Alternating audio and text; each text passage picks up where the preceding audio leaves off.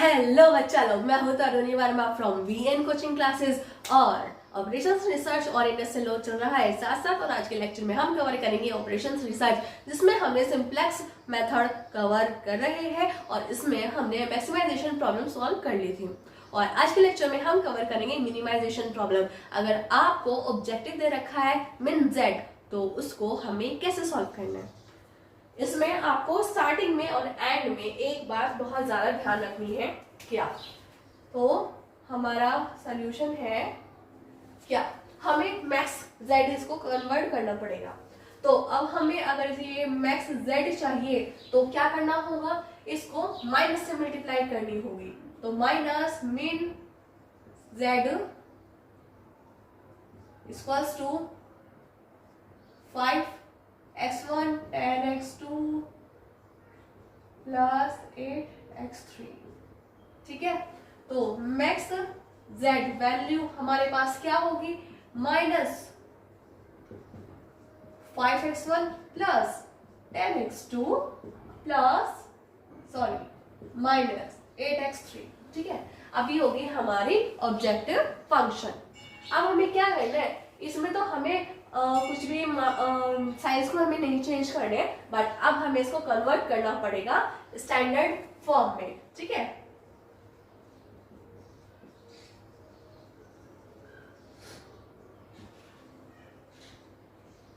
और इसको हम स्टैंडर्ड फॉर्म में कन्वर्ट कैसे करेंगे, कुछ ऐसे। देखिए, हमें यहाँ पे ये जो दे रखी है ना, ये इनइक्वालिटीज है। इन इक्वालिटीज को हमें इक्वेशंस में कन्वर्ट करना पड़ेगा। तो अब आप मुझे एक बात बताइए, क्या ये वाली साइड छोटी है या ये वाली साइड छोटी है? यहाँ पे क्या लिखा हुआ है, less than equal to. In the sense यहाँ पे किसी चीज की कमी है, किसी चीज का स्लैक है। ठीक है, तो हम यहाँ पे ऐड करेंगे स्लैक वैल्यू, क्योंकि दोनों को इक्वल करना है। तो जितनी भी वैल्यू की कमी है उसको हमें ऐड करना पड़ेगा, बट एग्जैक्टली हमें मालूम नहीं है कि वो वैल्यू है क्या, तो हम उसको कंसीडर करेंगे S1।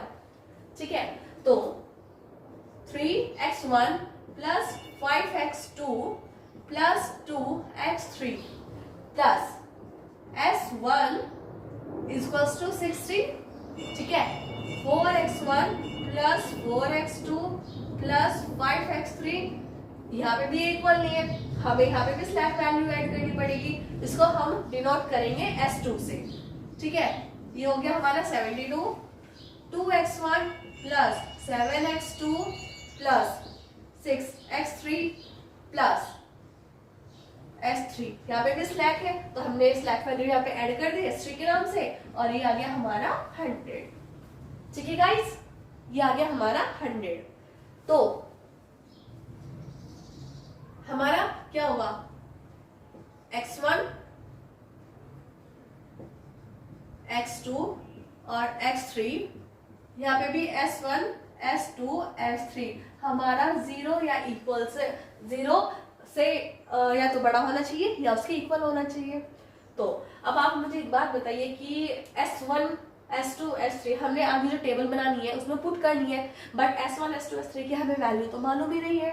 तो क्या करना है, तो हमारा नेक्स्ट स्टेप है put x1 x2 and x3 equals to 0। ठीक है, इन इक्वेशंस में, अभी इक्वेशंस बन गई ना, इन इक्वेशंस में हम इनकी वैल्यू पुट कर देंगे।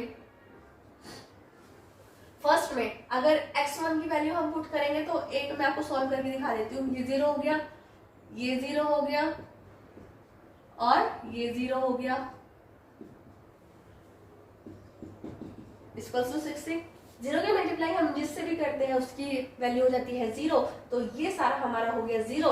इधर बचा है S1, तो S1 की वैल्यू क्या आ गई हमारी 60। ठीक है, ऐसे ही S2 की वैल्यू क्या होगी, 0 0 0 हो गया, ये हो गया 0। तो S2 की वैल्यू क्या हो गई हमारी 72, एंड यहाँ पे भी ये भी 0 ये भी 0 ये भी 0 हो गया। ठीक है, तो S3 की वैल्यू क्या होगी हमारी 100।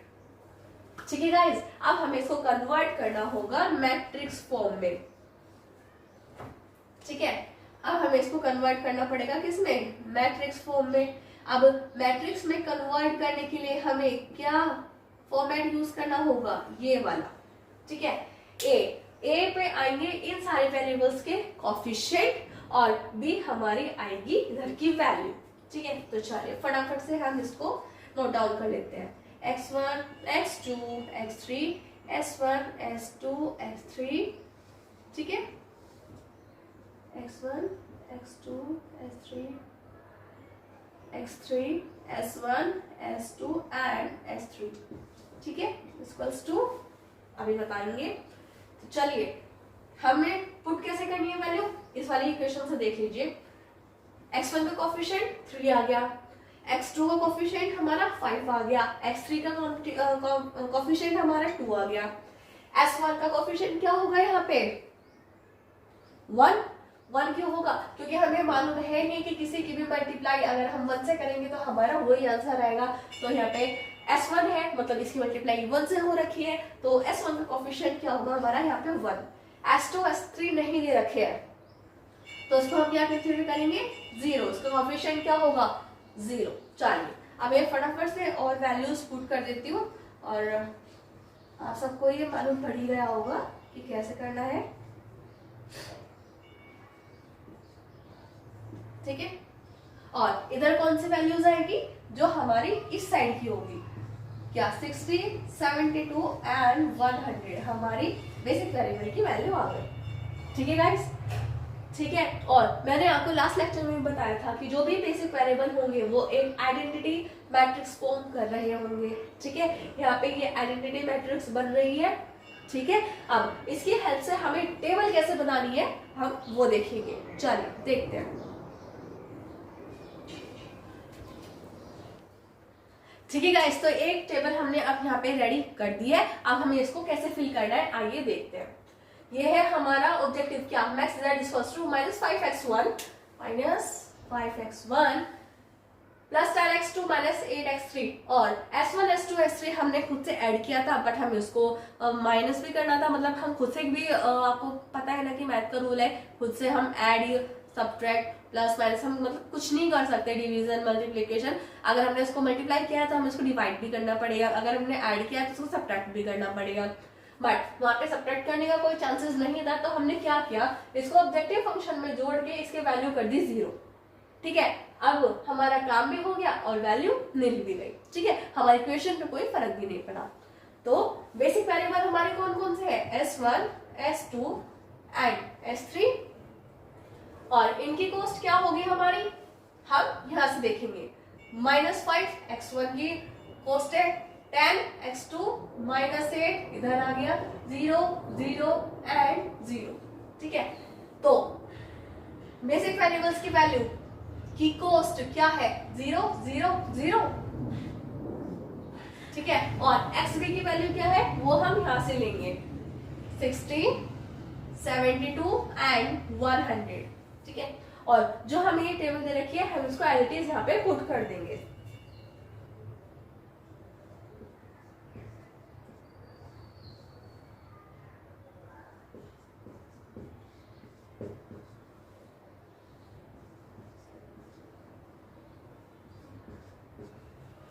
ठीक है गाइस। अब हमने ये टेबल कर दी है पुट, और हमें अब क्या फाइंड आउट करना है, zj माइनस cj, zj और माइनस cj की वैल्यू हमने लास्ट टाइम कैसे फाइंड आउट की थी, zj minus cj equals to cb into xj minus cj, और j की वैल्यू यहाँ पे क्या आएगी, हमारा जो भी कॉलम नंबर होगा जैसे कि cb तो हमारा वही रहेगा, ठीक है। x1 की हमें वैल्यू फाइंड आउट करनी है, तो यहाँ पे 1 आ गया, माइनस, तो यहाँ पे जो cj की वैल्यू क्या है c1 होगी, ठीक है। अब इसको फाइंड आउट कैसे करेंगे हम, ऐसे cb into 3 plus 0 into 4 plus 0 into 2 minus c1 की वैल्यू क्या है -5, ठीक है गाइस। 0 की मल्टीप्लाई जिससे भी होती है वो देर तक 0 0 0 0 हो गया, तो 0 माइनस माइनस क्या हो गया +5, तो हमारी zj माइनस cj की वैल्यू इसके लिए क्या आई है 5, ठीक है गाइस। अब आप समझ गए, यहाँ पे हम cb की यहाँ पे जो हमारी फर्स्ट टेबल है इसकी वैल्यू दे रखी है हमें 0, तो हम इसके मल्टीप्लाई जिससे भी इधर भी करेंगे तो सबकी वैल्यू 0 ही आएगी। और उस 0 में से अगर हम सीजे की वैल्यू माइनस करेंगे तो हमारे साइन चेंज हो जाएंगे, ठीक है। तो ऐसे ही यहाँ पे 0, इसकी मल्टीप्लाई कर दी 0, इसकी मल्टीप्लाई कर दी 0, 0 माइनस 10, ठीक है, आ गया यहाँ पे हमारा -10। अब 0 माइनस -8, माइनस माइनस क्या हो गया +8, तो Z और माइनस CJ की वैल्यू क्या आ गई 8, ठीक है। तो 0 माइनस 0 0, 0 माइनस 0 0, 0 माइनस 0 0, ठीक है। और यहाँ तो हमने इसको शॉर्ट में कर दिया, बट आप इसको जब एग्जाम में करेंगे तो पूरा करके दिखाना है, ठीक है, वरना अगर आपने स्टेप्स कट करे तो आपके मार्क्स भी कट हो जाएंगे, ठीक है। तो चलिए अब हमें ये देखना है कि जो हमारी ZJ माइनस CJ की वैल्यू आई, क्या इसमें कोई नेगेटिव भी है, बताइए, है इसमें नेगेटिव? यस, नेगेटिव है हमारी ये वाला कॉलम, ठीक है, -10 है तो हम इसी को लेंगे। ये हो गया हमारा इनकमिंग वेक्टर या फिर की कॉलम, और इसको रिप्रेजेंट हम किससे करेंगे, CK से, ठीक है, क्लियर है। ये तो हो गया हमारा इनकमिंग वेक्टर, मतलब अब हमारी नेक्स्ट टेबल में ये मारेगा एंट्री,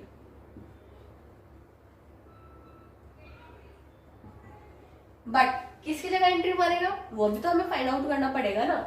उसके लिए हमें चाहिएगा मिन रेशो, मतलब मिनिमम रेशो, और मिनिमम रेशो की फॉर्मूला क्या होता है, XB अपॉन CK मतलब आपका की column.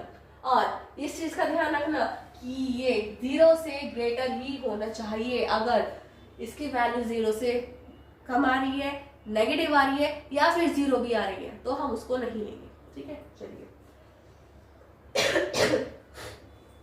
60 divide by 5, 60 divide by 5 क्या आ गया हमारा 12, 72 डिवाइड बाई 4 क्या आ गया हमारा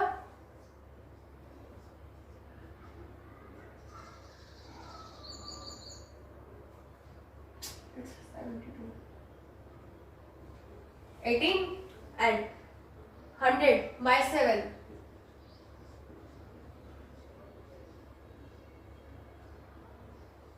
14 point something, ठीक है। तो हमारी सबसे छोटी वैल्यू कौन सी होगी, ये वाली, तो ये वाला हमारी रो होगी आउट, और इसको हम कर देते हैं क्या कवर, ठीक है। ये होगी हमारी आउट, X2 की होगी एंट्री, तो हम बना लेते हैं नेक्स्ट टेबल इसके हेल्प से, ठीक है। और नेक्स्ट टेबल हम बनाएंगे रो ऑपरेशन से, ठीक है। चलिए देखते हैं।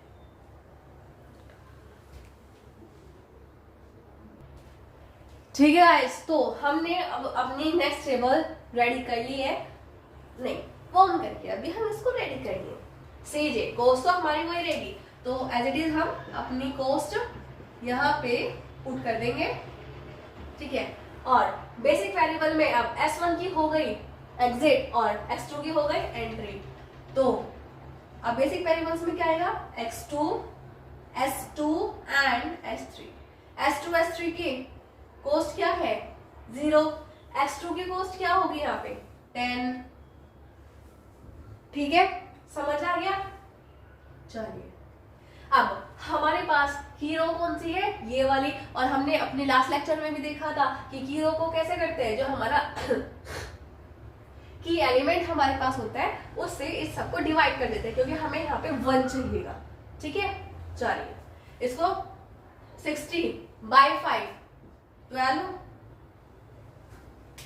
3 बाई 5 3 बाई 5, इधर आ गया 1, इधर आ गया 2 बाई 5, इधर 1 बाई 5, 0 एंड 0, ठीक है। ये तो हमने कर दिया पुट।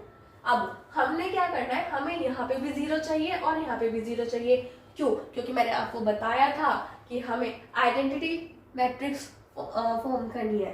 कैसे, जैसे जैसे बेसिक वेरिएबल होंगे X2 देखो 1 0 0 0 1 0 0 0 1, ठीक है। तो x2 की s2 और s3 की वैल्यूज कुछ ऐसे आनी चाहिए। s2 की वैल्यू में हमारे पास 1 तो आ गया, अब हमें नीचे चाहिए 0 0। तो अब हम हेल्प लेंगे रो ऑपरेशन की। रो ऑपरेशन हमें कैसे करना है,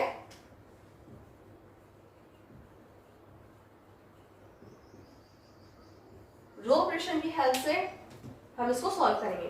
क्या करना है, हमारे पास ये पुरानी वाली रो तो है, ठीक है, हमें नई रो चाहिए। तो जो नई रो होगी ना, न्यू को हम डिनोट करेंगे डैश से, ठीक है। तो R2 सेकंड रो चाहिए, R1 R2 R3, ठीक है। हमें क्या चाहिए, सेकंड रो, बट हमें कौन सी चाहिए, न्यू वाली। तो R2 डैश इक्वल्स टू क्या करना है, अब हमने यहाँ पे करना है 0। तो इसको 0 करने के लिए हमें ऐसा क्या चाहिए, इस वाली रो को यूज करके हमें यहाँ पे 0 लाना है। तो हमने क्या करना है, जो हमारी पहली वाली रो है उसमें से हमें ये वाली रो माइनस करनी पड़ेगी। बट हम इसको अगर ऐसे माइनस कर दें तो यहाँ पे तो गैप आएगा।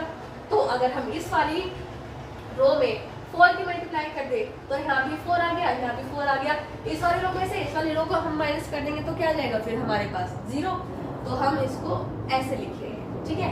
तो R2 dash equals to R2 minus 4 R1 dash, ठीक है, क्लियर है। अब चलिए हम ना रो पुट कर देते हैं, हो गया जी। 72 4 4 5 0 1 0, ठीक है। चलिए अब हमने क्या करना है, इसमें करनी है 4 की मल्टीप्लाई, ठीक है। चलिए कर दीजिए।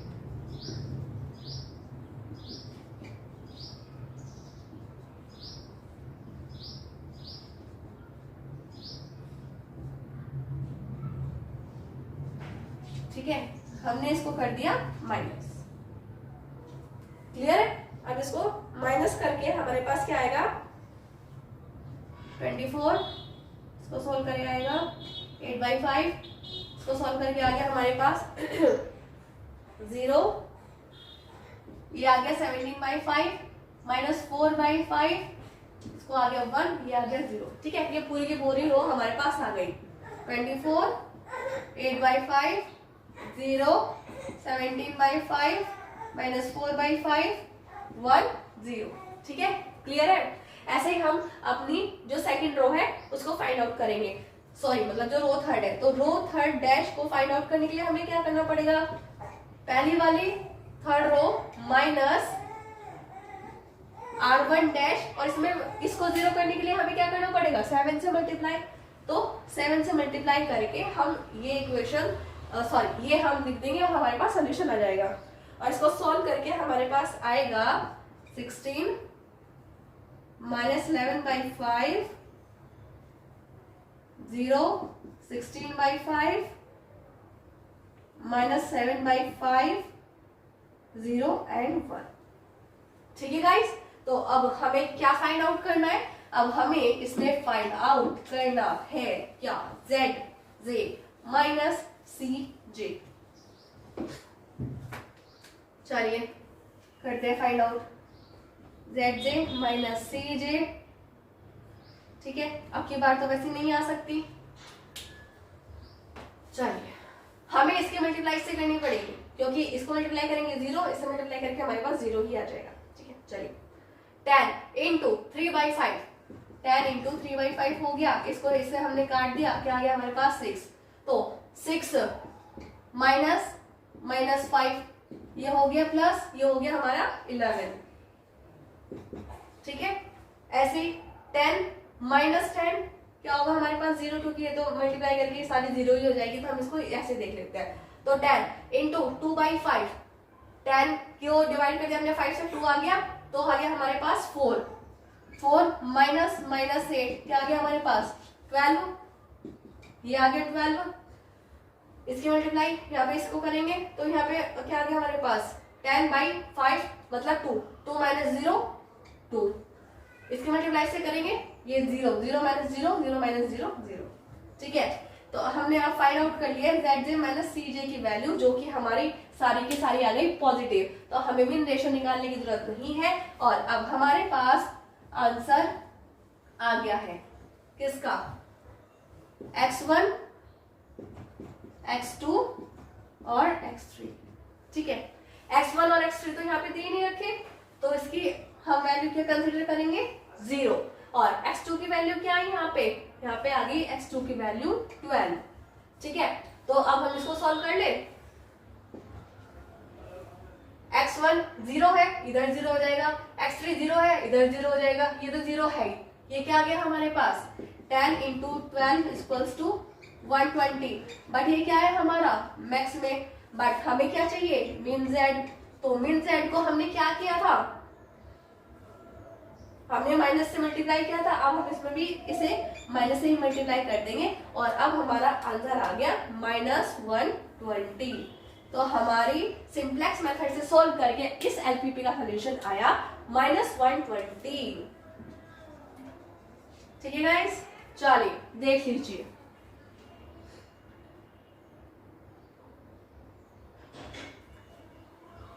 सो आई होप गाइस आपको ये क्वेश्चन समझ आया होगा, नहीं आया होगा तो आप एक बार वीडियो दोबारा देख लीजिए, आपको अच्छे से समझ आ जाएगा। ठीक है, तो मिलते हैं आपसे नेक्स्ट वीडियो में। Till then like, subscribe and share. Thank you.